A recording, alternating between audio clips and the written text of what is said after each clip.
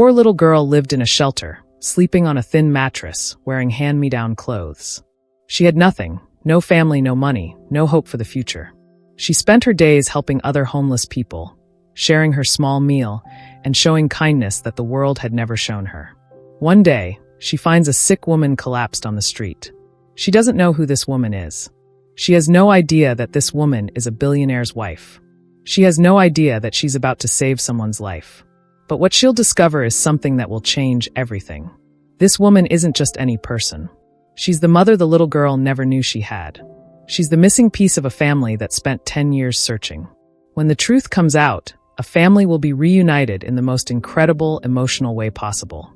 If you want to see how a simple act of kindness from a poor girl led to a reunion that will make you cry tears of joy, hit that like button and subscribe right now. Who is Emma? Emma was 9 years old, but she looked like she was 6. Malnutrition and hardship had stunted her growth. She had brown hair that was tangled and dirty, bright green eyes that somehow still held hope despite everything, and a smile that appeared on her face even when she had no reason to smile. Emma lived at Riverside Children's Shelter in a city called Portland. The shelter was overcrowded and underfunded. There were 43 children sharing a space meant for 25. The workers did their best, but their best wasn't enough. The children were fed twice a day. Breakfast was oatmeal, dinner was usually rice and beans. It wasn't much, but it was survival. Emma had been at the shelter for 6 years. She'd arrived when she was 3 years old, abandoned at the hospital with nothing but a blanket and a name tag. Her file said parents unknown. The authorities searched for her family for 2 years. Nobody claimed her. Eventually, she was placed in the foster system and ended up at Riverside. But Emma didn't let this break her spirit. While other children at the shelter became angry and withdrawn, Emma became the opposite. She helped the younger children. She shared her food with kids who were hungrier than her. She told stories to make the littler kids laugh. The shelter workers called her their little light because she somehow brought brightness to the darkest place. Her dream was simple: to have a family, to have parents who loved her, to have a bedroom of her own, to have enough food to eat, to know that somewhere, someone cared that she existed. Who are Michael and Sarah? Michael Harrison was one of the richest men in America. He'd built a technology company from nothing, starting in his garage at age 23. By the time he was 35, his company was worth billions. He was on magazine covers. He was invited to speak at major events. He had everything money could buy. He was also profoundly, deeply unhappy. Michael had married Sarah when he was 28. Sarah was beautiful, kind, and loved him for who he was, not for his money. They had a daughter named Victoria when Michael was 30. Victoria was perfect, a healthy, happy, beautiful baby. The family was complete. Michael had everything. Then, on a night in 2014, everything changed. Michael and Sarah had been out for dinner while Victoria was with a babysitter. When they came home, the babysitter was gone. Victoria was gone. The police searched for weeks. The FBI got involved. Michael offered a reward of $1 million for any information. But Victoria was never found. The investigation led nowhere. The babysitter disappeared too. It was later discovered that the babysitter had been working for people running an underground adoption ring, selling babies to wealthy families who wanted them. Victoria had been taken and sold to a family in Canada under a new name. By the time authorities realized what had happened, the trail had gone cold. Michael and Sarah grieved. They searched for 15 years, following every lead, every possible clue. But Victoria was gone. The little girl they'd loved with all their hearts had been stolen, and no amount of money or power could bring her back. Sarah developed depression. Then came cancer. The doctors said it was treatable initially, but by the time she was diagnosed, it had spread. The cancer was advanced. The doctors gave her maybe a year. Michael was watching the love of his life die, and he felt completely helpless. All his wealth, all his power couldn't save her. He would have traded everything he had, every dollar, every company, every possession, for one more healthy year with Sarah. The collision of two worlds. In October 2024, Emma was allowed to do volunteer work at the Portland Food Bank. The shelter's director believed that helping others was therapeutic for children who'd experienced trauma. Emma spent Saturdays sorting donations, packing meals, and helping deliver food to homeless people in the city. Sarah Harrison had always been a charitable person. Even with her illness, even during chemotherapy, she volunteered. She believed that showing kindness was part of healing, both for herself and for others. She and Michael drove to the food bank to deliver a donation of $10,000. As they were leaving, Sarah felt dizzy. The cancer had progressed to her liver and kidneys. Her body was shutting down. Michael tried to catch her as she collapsed on the sidewalk outside the food bank. But he was too slow. Sarah fell hard, hitting her head on the concrete. Michael was screaming, calling for help. People came running. Someone called 911. But there was chaos and confusion. In the panic, nobody noticed the small 9-year-old girl running from the food bank toward Sarah's body. That girl was Emma. Emma had seen Sarah collapse from inside the building. She didn't think about what she should do. She didn't worry about whether it was her responsibility. She just reacted. This was a person who needed help, and Emma was someone who helped. She pushed through the crowd of adults and knelt down beside Sarah. She could see that Sarah had hit her head and was bleeding. She could see that Sarah wasn't breathing properly. She could see that Sarah was dying. Emma acted on pure instinct and training she'd learned from videos on the shelter's old computer about CPR. She began chest compressions, pushing hard on Sarah's chest, counting aloud. 1, 2, 3, 4, 5. Her small hands looked almost comical on Sarah's chest, but her compressions were strong and steady. "Move, kid, let the professionals handle it," one of the adults said. But Emma kept going. She kept compressing. She kept counting. The paramedics arrived and took over from Emma. They continued CPR in the ambulance. They shocked Sarah's heart back to rhythm. They got her breathing. Sarah's life hung by a thread, but the thread was still there. As the paramedics were loading Sarah into the ambulance, Michael looked at Emma with tears streaming down his face. He reached out and touched her shoulder. "Thank you," he said, his voice breaking. "Thank you for saving my wife." Emma nodded, but she said nothing. She just stood there in her shelter-donated clothes, dirty from the work at the food bank, knowing only that she'd helped someone. Fighting for life. Sarah was taken to Portland General Hospital, one of the best medical facilities in Oregon. The doctors ran tests. They found that her cancer had spread even further than they'd thought, but she'd also experienced a stroke from hitting her head. Without Emma's CPR, she would have been dead within minutes. Michael sat in the hospital room, holding Sarah's hand, watching her fight for her life. The doctors said it was a miracle she'd survived. The doctors said that whoever did CPR on her bought her time, bought her hope. "Who was that girl?" Sarah asked Michael the next day, when she regained consciousness. "I don't know," Michael said. "A young girl. Maybe 9 or 10. She was at the food bank. She did CPR." Sarah closed her eyes. She thought about how strange life was. How a random moment, a random girl, a random act of kindness could literally be the difference between life and death. Over the next few days, Sarah recovered enough to be moved out of intensive care. The doctors were amazed. She should have been dead. But somehow she was stabilizing. Slowly, incredibly, miraculously, she was getting better. Michael decided he needed to find the girl who'd saved his wife. The search. Michael contacted the food bank and asked about the volunteer who'd performed CPR. They told him about the Riverside Children's Shelter and about Emma. Michael's private investigator found Emma's file. Age 9. No family. In foster care since age 3. Michael didn't know why, but something about this girl called to him. He decided to visit the shelter.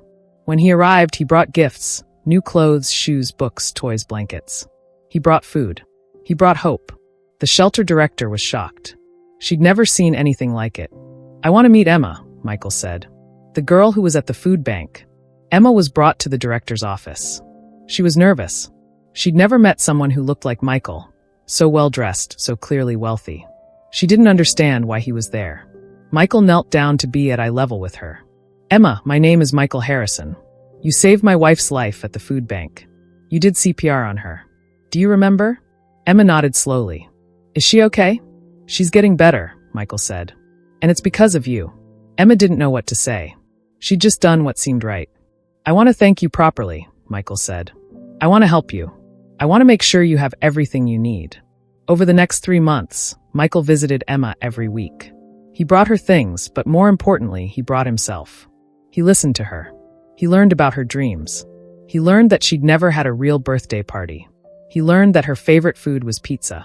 He learned that she wanted to be a doctor because she wanted to help people. Sarah recovered slowly but steadily. Against all odds, against all medical predictions, she was still alive 6 months after her collapse. The cancer was still there, but it had stopped spreading. She was getting stronger. Michael told Sarah about Emma. He brought her to visit. Sarah and Emma met in the hospital room, and something extraordinary happened. Sarah looked at Emma, really looked at her, and saw something in the girl's eyes that made her heart stop. "What's your birthday?" Sarah asked suddenly. "October 14th, 2015, Emma said. "But I don't really have birthdays. The shelter makes a cake sometimes, but—" Sarah's hands began to shake. October 14th. That was Victoria's birthday. Victoria had been born on October 14th, 2014. That would make this girl 9 years old. The same age Victoria would be. "Emma, do you know anything about where you came from before the shelter?" Sarah asked carefully. "They said I was left at the hospital," Emma said. "When I was a baby. They had a name tag that said Emma." Sarah looked at Michael. Michael looked back at her. They both felt it at the same time. A possibility so impossible, so perfect, that neither of them dared to speak it aloud. The DNA test. Michael contacted a lawyer. He requested Emma's original file from the hospital where she'd been abandoned. Inside the file was a hospital bracelet with a handwritten name. Emma. There was no other information. But there was one thing. A small blood sample that had been saved as part of standard hospital procedure. Michael had the blood sample tested for DNA. Then he had himself tested. Then he had Sarah tested. The results came back on a Thursday morning. Michael's hands were shaking as he opened the email. The results were definitive. Emma was biologically the daughter of Michael and Sarah Harrison. There was a 99.99% certainty. Their daughter. Their Victoria. Their missing child. She had been living in a shelter 9 miles from their home the entire time. Michael and Sarah drove to the shelter immediately. They asked to speak with Emma privately. Emma didn't understand why they were acting so serious. She didn't understand why they looked like they'd been crying. "Emma," Sarah said, her voice steady but trembling with emotion. "We have something to tell you. Something that's going to change your entire life." Emma looked scared. Was she in trouble? "When you were born," Michael said, "we loved you more than anything in the world. Your mother and I. We named you Victoria." Emma's eyes went wide. She didn't understand what this meant. Sarah took Emma's hand. "Emma, Victoria, you are our daughter. We've been looking for you for 10 years. We never stopped looking. And then you saved my life.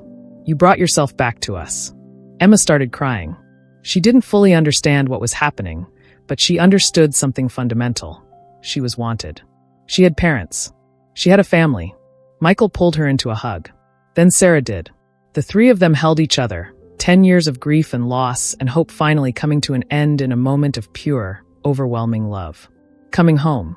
The next few weeks were filled with legal paperwork, court hearings, and official proceedings. But the outcome was never in doubt. Emma Harrison, formerly Victoria, formerly Emma, was officially adopted by her biological parents, Michael and Sarah. On December 20th, 2024, Emma moved into the Harrison mansion. She had her own bedroom, a large, beautiful room with a window that overlooked the garden. She had clothes that fit her perfectly. She had a full refrigerator of food that she could eat whenever she wanted.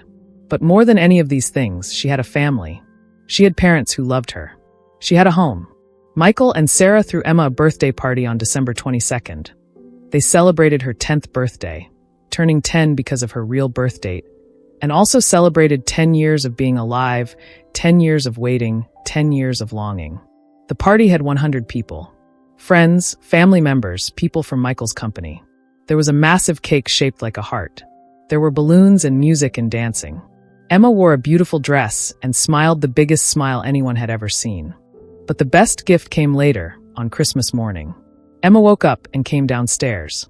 There, under the tree, was a box. Inside the box was a leather journal. On the first page, in Sarah's handwriting, were these words. "To our Victoria/Emma, the daughter we lost and the daughter who saved our lives. Every page in this journal is for you to fill with your story. We can't get back the years we lost, but we can create all the memories from this moment forward. We love you so much. Welcome home." Emma cried happy tears for the 10th time that day. A miracle of kindness and fate ****. The story of Emma and Sarah is almost impossible to believe. It's the kind of story that feels like it belongs in a movie, not in real life. But it happened. And it teaches us something profound about the nature of kindness, destiny, and the power of helping others. Emma didn't save Sarah's life because she expected a reward. She didn't perform CPR thinking, maybe this will change my life. She did it because she was a kind person who saw someone suffering and responded. That kindness, that instinctive compassion, quite literally saved her own life, because the person she saved was her mother. Sarah lived. And because Sarah lived, she and Michael were able to search for the girl who'd helped her. And because they searched, they found their missing daughter. A circle was completed. What we learn. This story teaches us that kindness matters. Even when you're poor, even when you have nothing, you can give something precious. Your time, your energy, your compassion. Emma had less than almost anyone, but she had kindness in abundance. And that kindness was the most valuable thing in the world. It also teaches us that we never know what impact our actions will have. Emma performed CPR, not knowing who Sarah was. She had no idea she was saving her own mother. But that's how life works sometimes. We do good things. We help people. We show kindness.